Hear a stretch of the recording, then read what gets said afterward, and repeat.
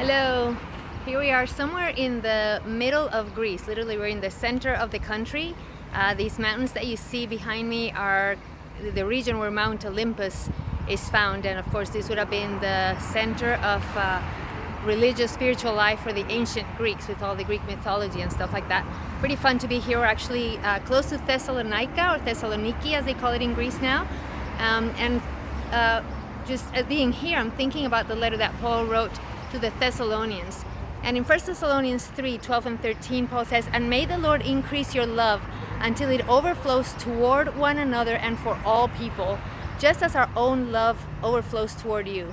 Then your hearts will be strengthened in holiness, so that you may be flawless and pure before our God and Father at the appearing of our Lord Jesus with all his holy ones." So here again, Paul is making it clear that the way to holiness is overflowing love.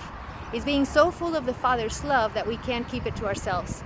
It's being pleromad, we might say, with his love. And it is his love that strengthens us in holiness.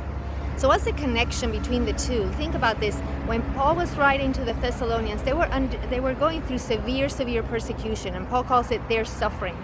And in that, in the midst of their suffering, Paul calls them to let their love overflow toward one another. What happens when we're going through suffering, when we're going through difficulties, is that we tend to turn inward.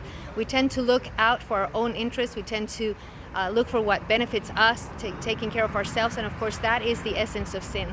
By contrast, when we are filled with God's love, then our love can overflow toward one another. So we're not looking after our own interests, we're looking toward the interest of others, and that really is holiness. So no matter what we're going through, we can let the love of God so fill our hearts that we can then overflow that love toward one another. And that is how we are strengthened in holiness.